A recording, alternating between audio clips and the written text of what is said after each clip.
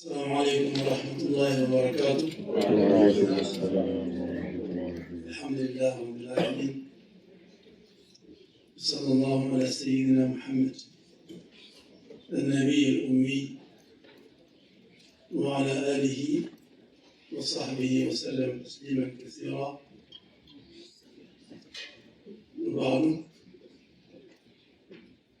Alhamdulillah, this is a wonderful opportunity for all of us to come together and reflect and rely on the legacy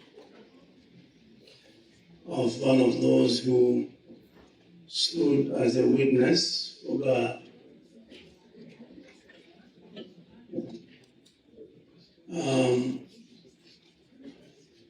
There are different categories of godly men, godly people. Usually in the Quran, they are grouped into four. And they are all mentioned in Surah An-Nisa. وَمَنْ يُطِعِ اللَّهَ وَالرَّسُولَ فَأُولَئِكَ مع الذين أنعم الله عليهم من النبيين والصديقين والشهداء والصالحين وحسن أولئك رفيقا. So there are the four categories of godly people.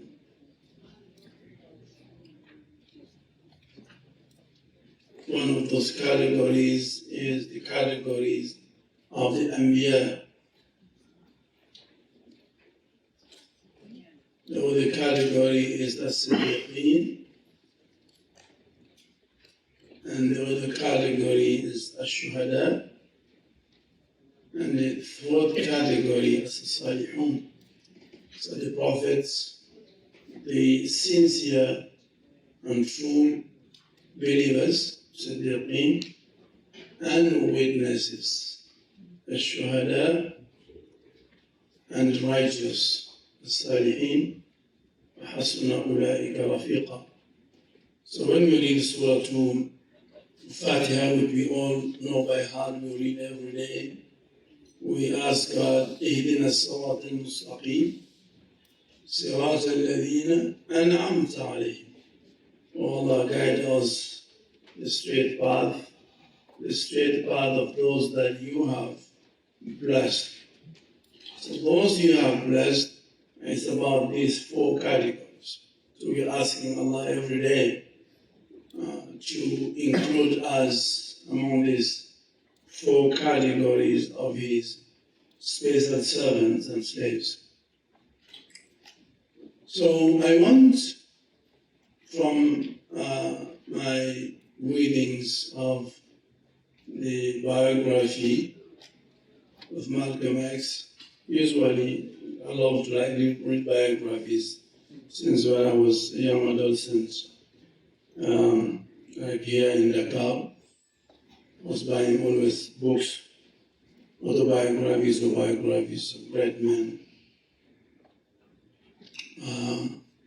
That's something that I love. And but those are the early days. As I grew myself, I get to know Quran better.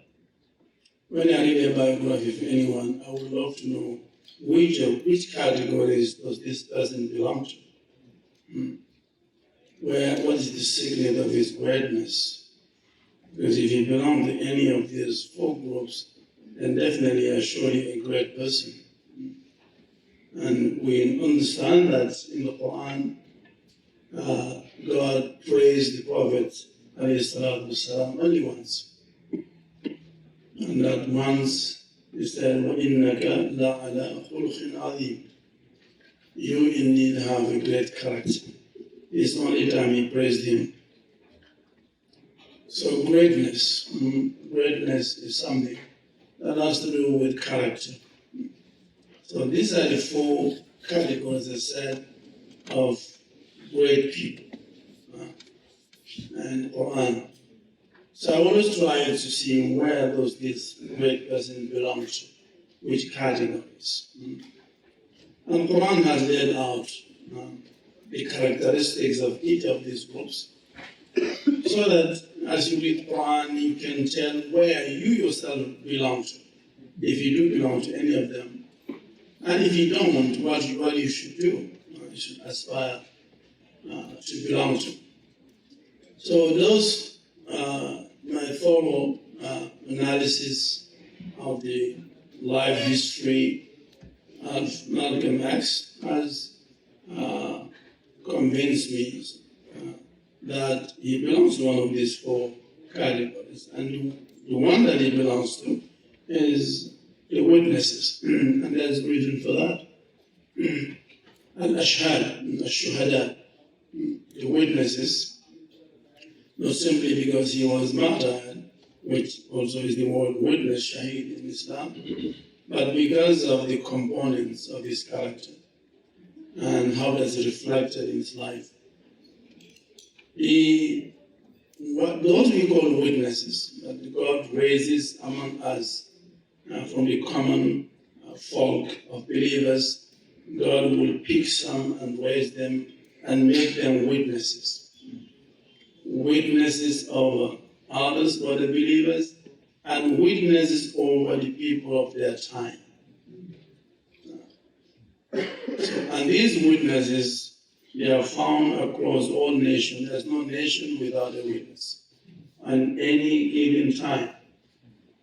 So that on the day of judgment, God will call upon people, nations, and ask them questions. And he will call the witnesses and the prophets as well. ووضع الكتاب وجيء بالنبيين والشهداء. The book will be laid, the main book where everybody's record is found, will be brought forth on the day of judgment, and God will call upon the witnesses and the prophets. So the prophets will stand in one line, and the witnesses also will stand in another line. And so that God will ask each individual about his deeds, and he'll ask the prophets, I sent you to these people, did you deliver my message? And the prophet will say yes. And he will ask the witnesses, are you a witness to that? And they'll say, yes, I am a witness to that. There's a hadith about Sayyidina Nuh, alayhi salam, that on the day of judgment, God will ask his people, I sent Nuh to you, did he deliver my message to you? And they'll deny, they'll say no. He did not deliver any message from you to us. And then God will call upon a witness. Upon a witness, and that witness is from the nation of Muhammad alayhi salatu wasalam. So from this ummah. And that is one of the major virtues of this ummah, is that it has many, many witnesses who will stand as witnesses for all the prophets. So then God says to Sayyidina Nuh, these people deny that you delivered my message to them. Who is your witness? God says, the nation of Muhammad, is my witness. And they will call someone from this nation. And God, when they call him, and God will say to him that Noah says he delivered my message to his people, and they are denying. And that man from this nation will say, yes, he did. Yes, he did. And God will say, how do you know? He said, because it is written in our book, Quran Kareem, that Noah indeed delivered your message to his people. So this is a category of godly people. That's the point I'm getting at to. That the result of my long studies of the movement and the life and so forth of Malcolm X, that he does belong to this category of witnesses. But to be a witness, of course, you have to go through many trials to prepare you. Probably one of the reasons why, and he always sort of lamented the fact that he didn't have a solid, academics education. Maybe God didn't want that for him. Because many witnesses don't have a book learning. They haven't learned from people. They get the knowledge, though, because knowledge and learning is two different things. They get the knowledge that God gives them directly. That's not learned from other human beings. That knowledge is called al-ilm, al-ladunni, God-given knowledge. And what kind of knowledge is this that is given to the witnesses? That knowledge is called al-furqan, the knowledge that helps you differentiate between falsehood and truth. It's a kind of a light. Because knowledge is nothing but light. Between falsehood and truth. Once you come to know, because there is Iman, faith, helps you know the truth. So that's what it does for you. You can have faith, Iman, without knowledge, without Furqan. This criteria, as we call it, criterion. Because criterion means something that differentiates. You can have Iman that helps you know the truth, but not everyone who knows the truth knows falsehood. It's not the same thing. You may know the truth and not know the falsehood. So to know the falsehood, to know what is false, you need to have Furqan. You need to have that knowledge that helps, that distinguishes between what is and what is not. That's what we call Furqan. So everyone that God chooses as a witness, He'll grant them this type of knowledge.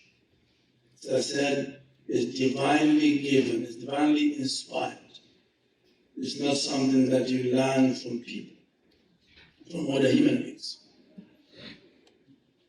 So this is I think this will help you, what I'm trying to say here, will help you when you go back again to read his biography. You may have some of these ideas in the back of your head to help you understand some of the ways he responds to different kind of situations, and the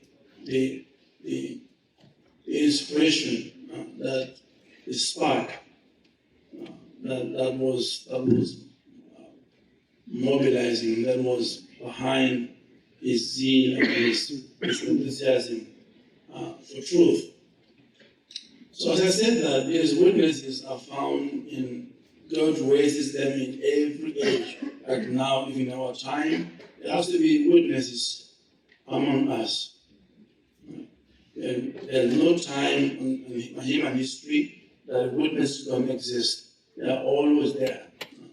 Whether people recognize them as such or they don't. But even now, in this time, there are witnesses among us who will witness against us or for us who live in this generation. And when we all pass away and new generation comes, new witnesses are raised again among them. So we call that Shuhada ul-Umam, the witnesses of the nations. Each time a nation comes, God will bring their witnesses to stand against them. So this is it's in this light that I see and study and analyze the life and works and the legacy of Malcolm X as a witness that God raised in that time. particular time in the human history. It's not only, we should not just see him as a localized case. I think it's a case for the whole world. His life is an inspiration for many witnesses who will, inshallah, come in the future. Maybe some of us, some among us, might become those witnesses. You never know. God may choose you to become a witness and continue to work on that legacy. So their function, their role among us is witnesses. God also defined that in Surah Al-Imran. وَلْتَكُنْ مِنْكُمْ أُمَّةٌ يَدْعُونَ إِلَى الْخَيْرِ وَيَأْمُرُونَ بِالْمَعْرُوفِ وَيَنْهَوْنَ عَنِ الْمُنْكَرِ وَيُؤْمِنُونَ بِاللَّهِ. وَلْتَكُنْ مِنْكُمْ أُمَّةٌ. Let there be an ummah. So the word ummah also has many definitions. Any group of people can be called an ummah. It can be a small group, can be a big group, but here it's talking about this select group of people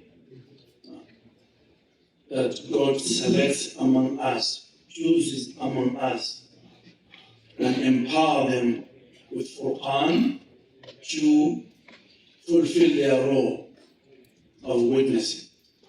So, وَلْتَكُنْ مِنْكُمْ أُمَّةٌ. Let there be among you a nation, a group of people, يَأْمُرُونَ يَدْعُونَ إِلَى الْخَيْرِ, who will call people to khair, to good.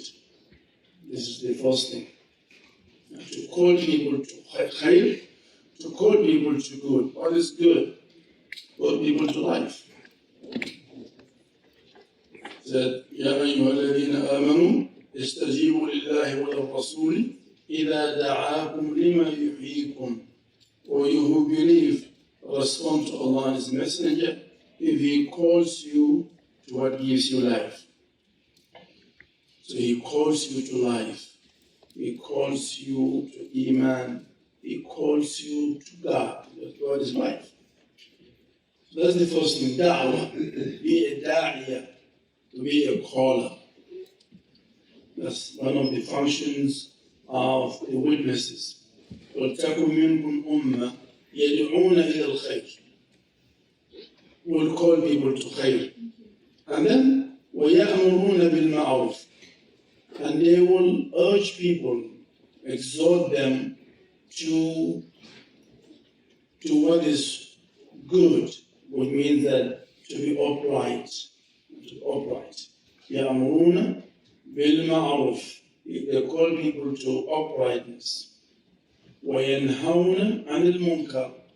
And they forbid people from corruption, from being deviant.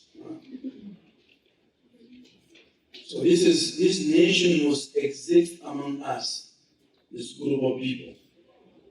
And they always will be there till the end of time.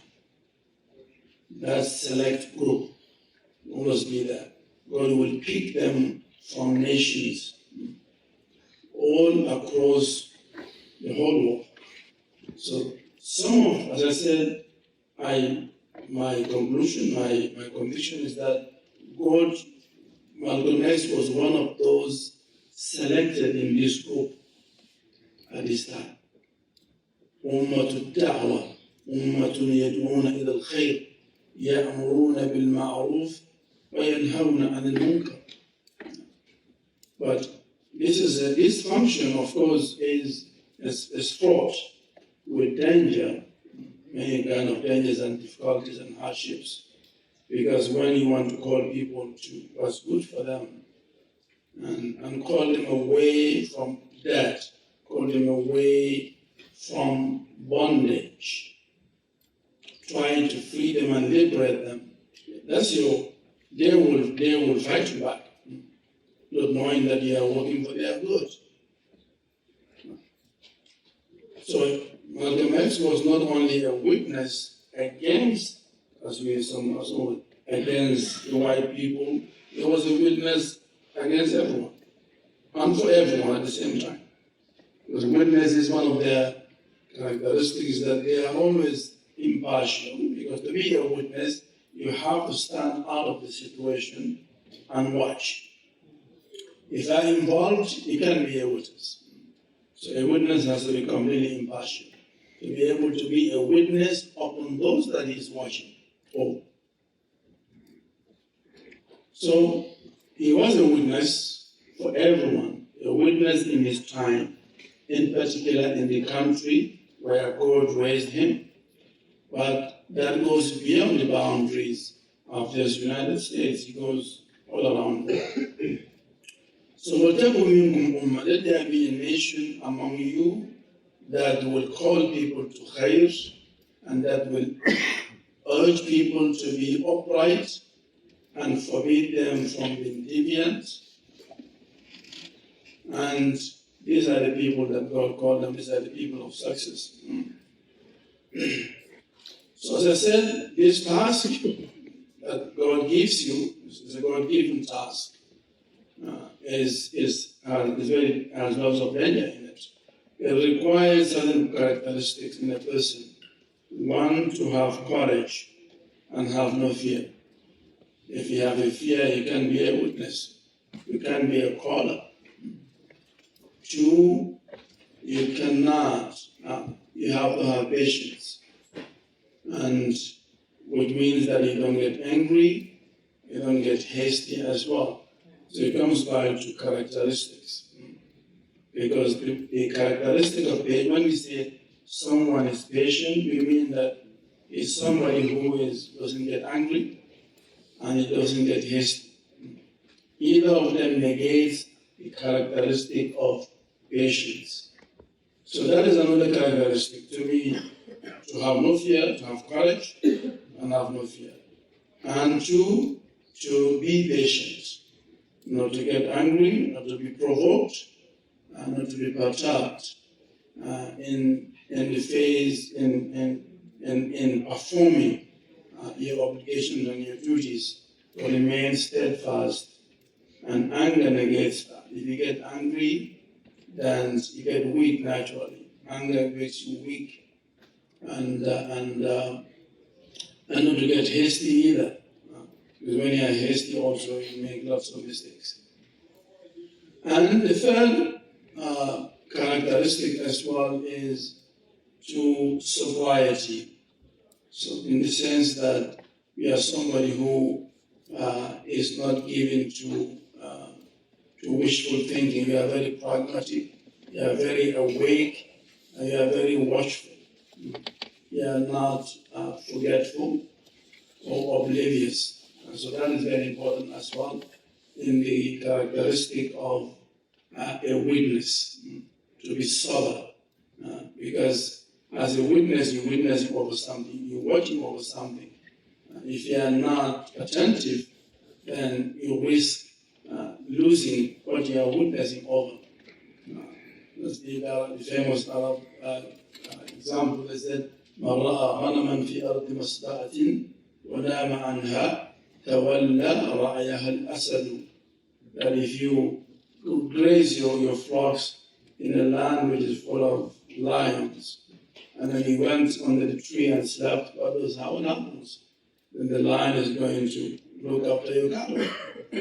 So if you are a shepherd, you must be very, very watchful and vigilant, always awake and watching, so that nobody comes, the wolf doesn't come and snatch away one member of your flock. That's why Rasulullah sallallahu alaihi wasallam encourages us to stay together and stay in jama'ah, in unity, and not branch off. Don't not go away from the jama'ah. He said, إِنَّمَا يَأْكُلُ الذِّئْبُ مِنَ الْغَنَمِ الشَّاةَ الْقَاسِيَةَ. He said that the wolf always takes away the sheep that has broken away from the main flock. But if you remain within the flock, then you are safe. So you stay within the ummah despite problems. That's part of that.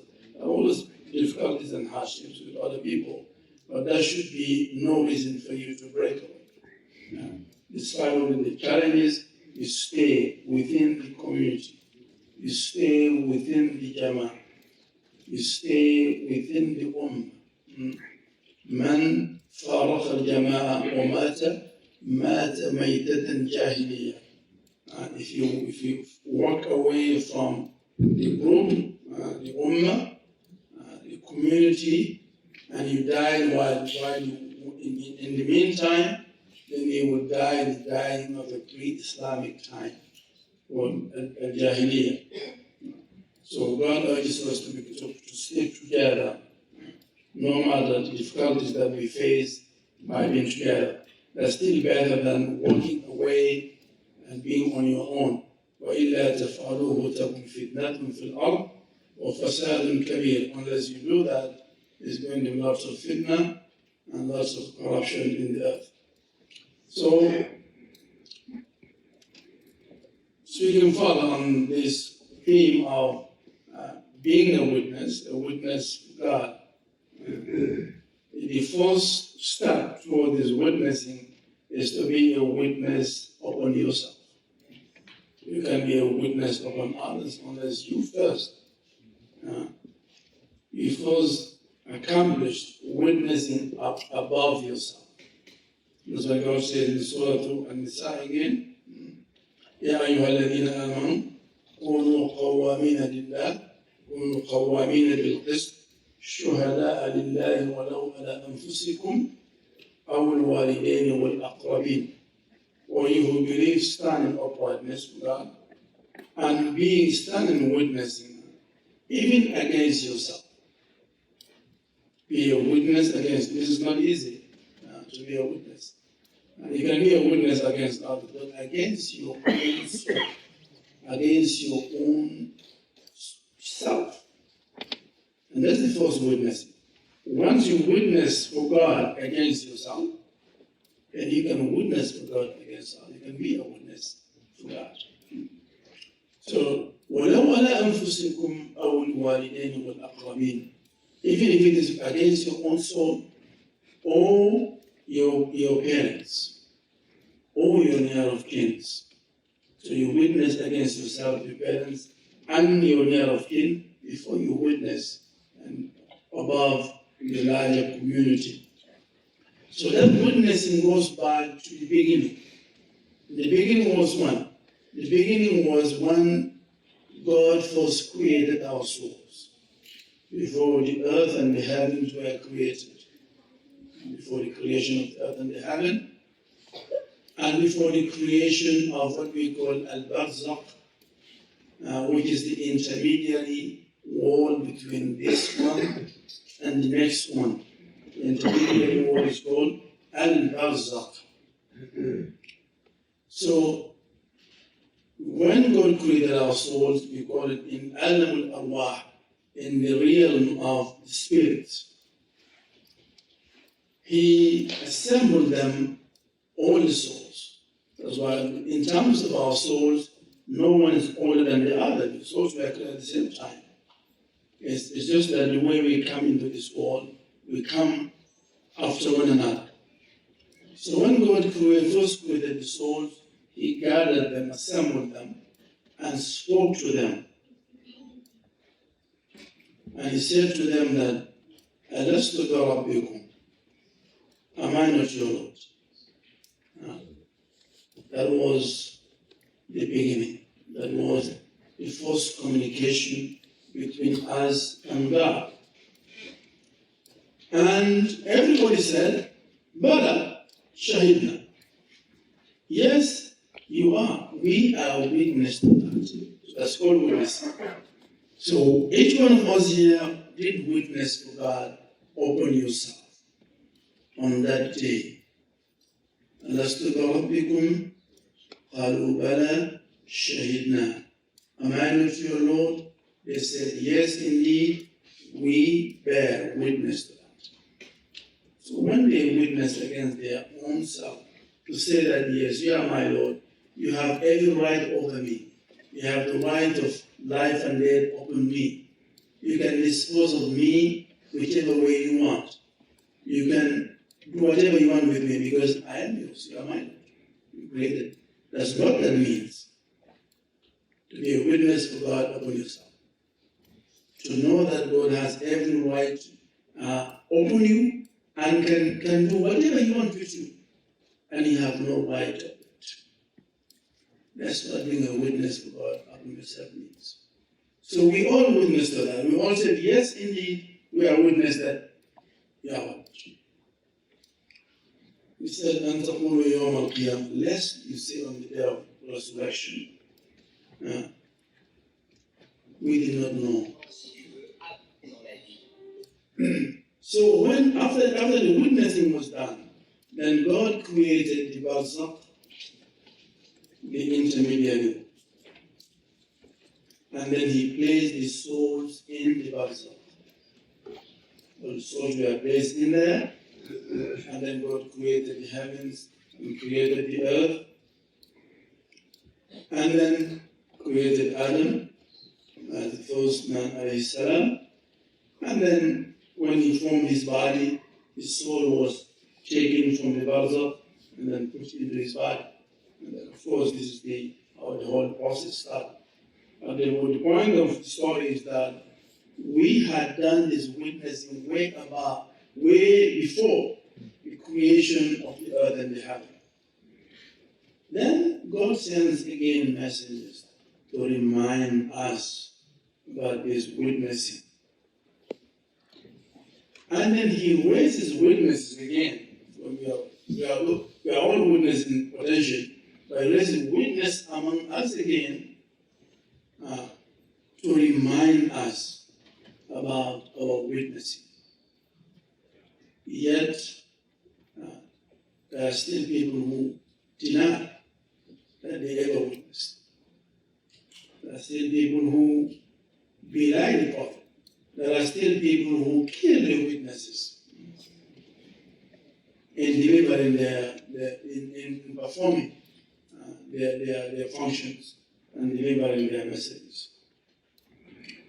So, in all this context, inshallah, we see the importance of the life, the work, as well as the legacy that Malcolm X has bequeathed to all of us, because it's a universal legacy. It's not a legacy only to Americans or to Africans or to blacks. No, it's to the entire humanity, because it's a legacy of knowledge, and knowledge has no color, no race. The prophets, as Muhammad says, al-ulama warasatul anbiya, that the people of the scholars are the heirs to the prophets. The scholars are the heirs. Not their people, not their children, their biological children, it's not their heirs. Their heirs are those who have acquired knowledge, who have knowledge. إن الأنبياء لم يورثوا دينارا ولا درهما ولكن ورثوا العلم.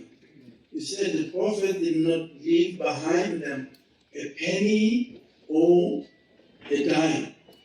What they left behind them is knowledge. That knowledge is what we need to seek and pursue.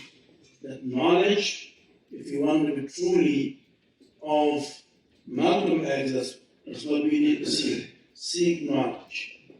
Seek that knowledge that helps us know what is false from what is true. What is the good of a life? What is the good in the life of a person who cannot distinguish between the two? Who cannot distinguish between water and mirage? Because falsehood is like mirage. Truth is like water.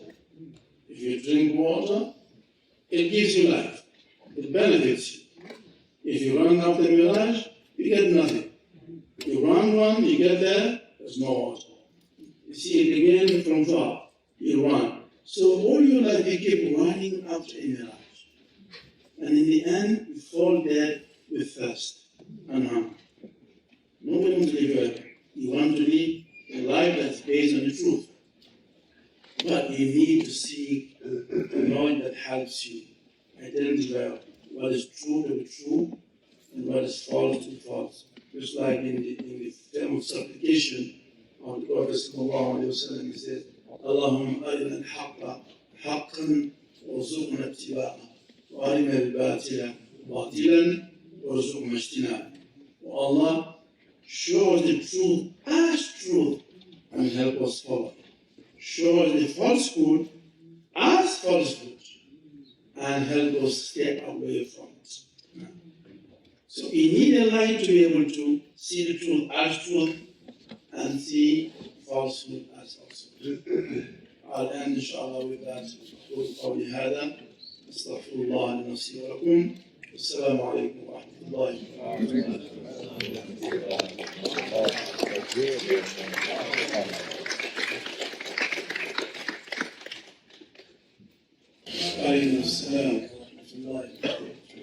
Often when we learn about the importance of knowledge and being able to separate the difference between truth and falsehood, there's a very kind of religious, spiritual context to it. Can you talk to us on how knowing the history, specifically, for example, a conference where we're discussing Malcolm X and the racist history of the United States, on how understanding our history can give us insight into how we should be acting as Muslims in the countries that we live in? Does that make sense? That makes sense. Yes, definitely. Knowing our history is very crucial in helping us make that distinction between falsehood and truth.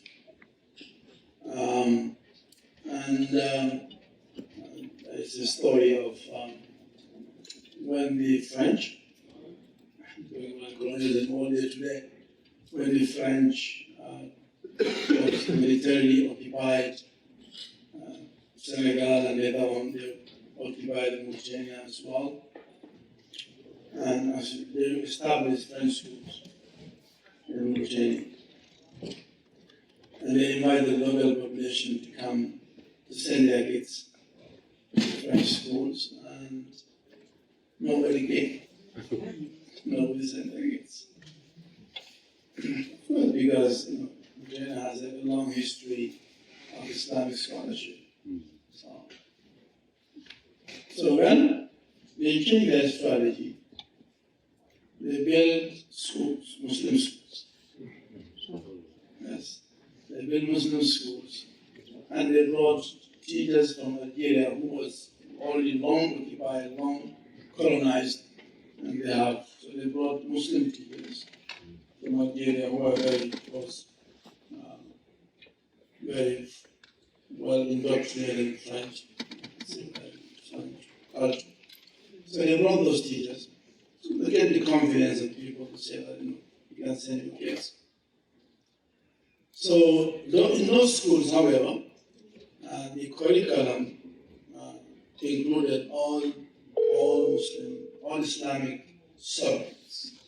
You have Quran, you have Quranic exegesis, tafsir, you have hadith, you have fiqh. So all subjects that usually study in our curriculum, they are all present, except two.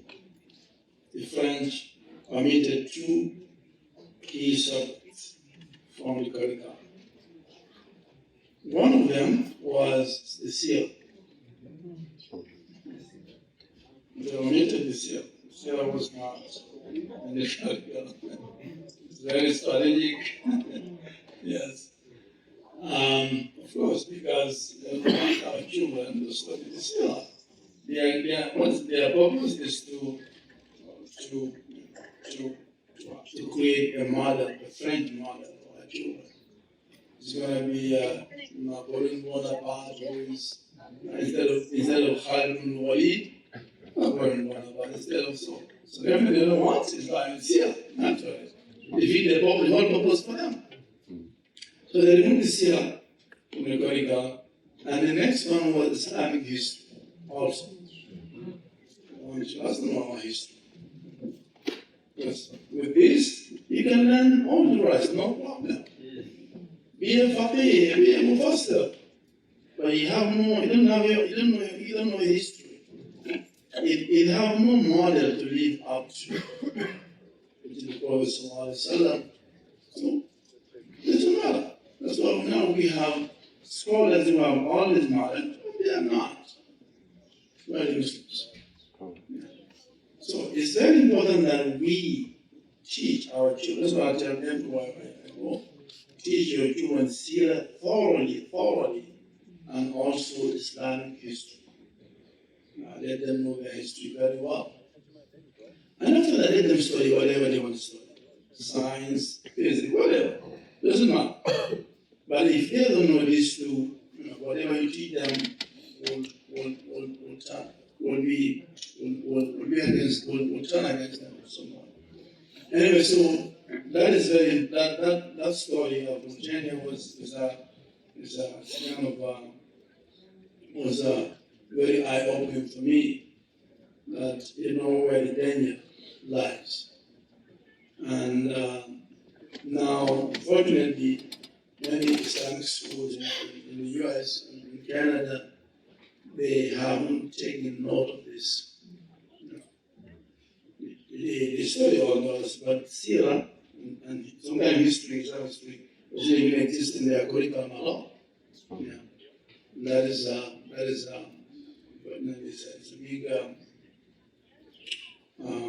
it's a big setback of Islamic school. So the school that I have a school, alhamdulillah. I've started a school which is now up to grade 10. So every year we are going to grade. So now our philosophy is to concentrate on Sirah. So the kids, they are all thoroughly familiarized with the Sirah.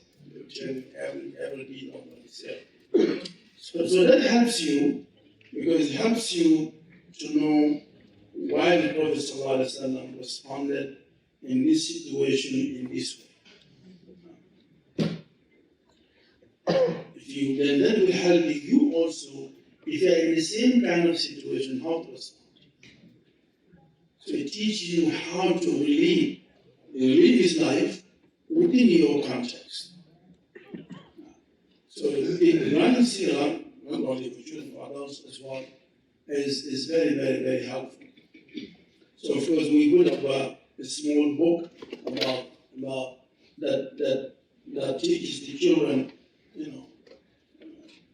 why did he respond here in this one? For example,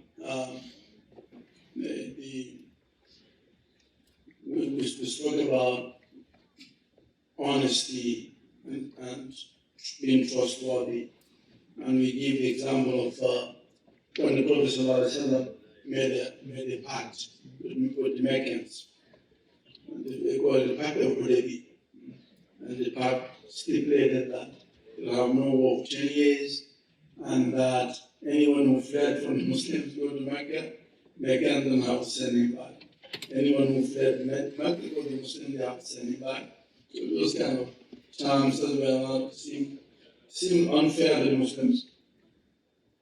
So after they concluded the pact, right there, one of the Muslims, young boy, fled from Mecca to join the Muslims. And his father was a negotiator. Right there. When he saw his son, he was walking in chains. We want to be free. He said to the Prophet, as per our agreement, I'll take my son back. It's a very difficult moment for all the Muslims. And the boy is crying, are you going to send me back? Are you going to fitna in my religion? The Prophet said, Abu Jandal, we have given our word within break. In our religion, there's no deception. Go with them, and Allah will find a way out for you. These are the story that you have to teach children. No matter what happens, don't deceive. Do not betray. keep your word, even if it's against you. So these are the things that that can, knowing Sira thoroughly, can help us a lot in knowing how to respond. It's all about responding correctly in every given situation in your life. We'll take maybe 2 questions at once, and then That'll be yeah.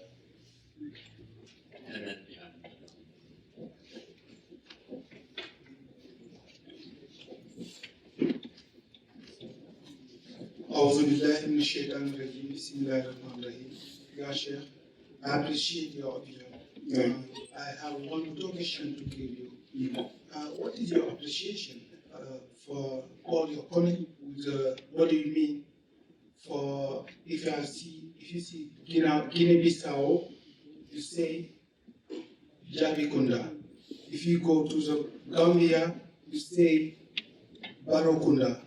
If you go to the Senegal, you say Medirabai or Tuba or Mamle Mamulai or Nabila.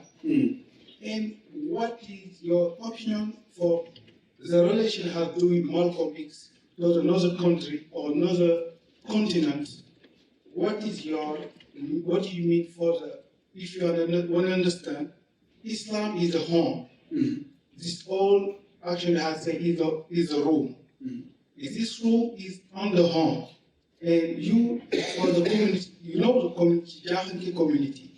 You know there's so much. Yes. And what do you mean for this connection? Yeah. Yeah.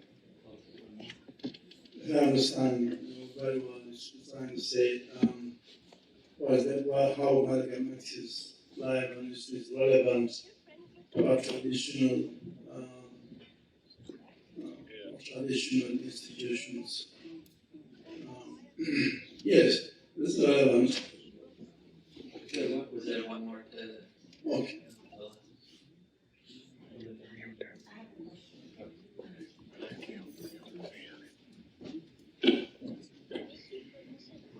I'm currently taking a course with Hikmah Academy.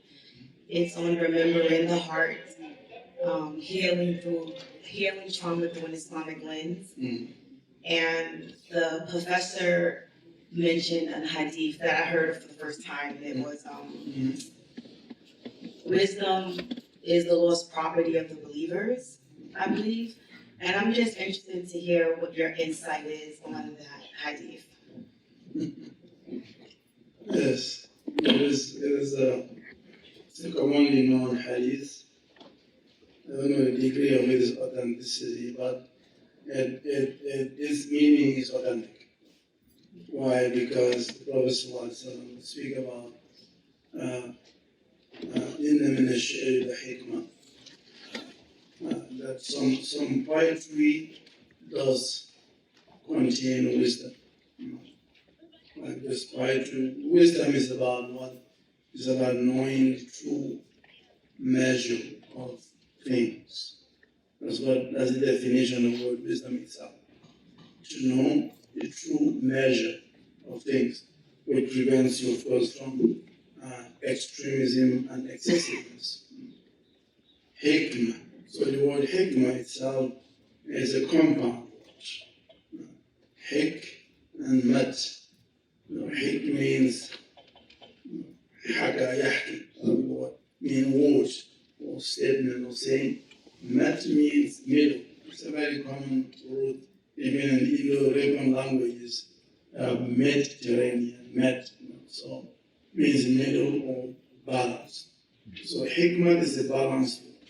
So when you create poetry, you're creating a balance between sounds and words. So hence, that can be considered as wisdom, and a poet can be a wise person because he creates measure and balance through word. Yeah. So the word is the hadith by meaning is true.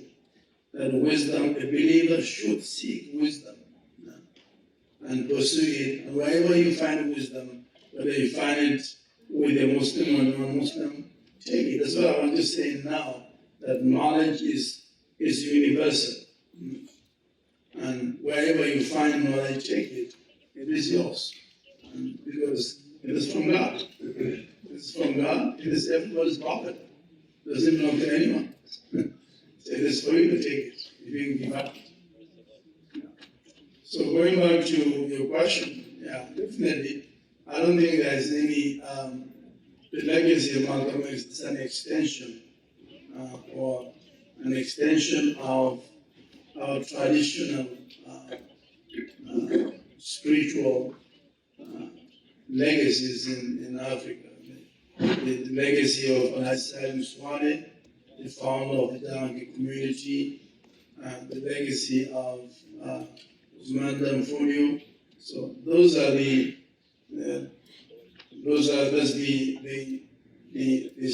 slaves that have been removed from here and planted as a seed there. That seed now that has grown. One of the fruits of that seed is what we call Malcolm X.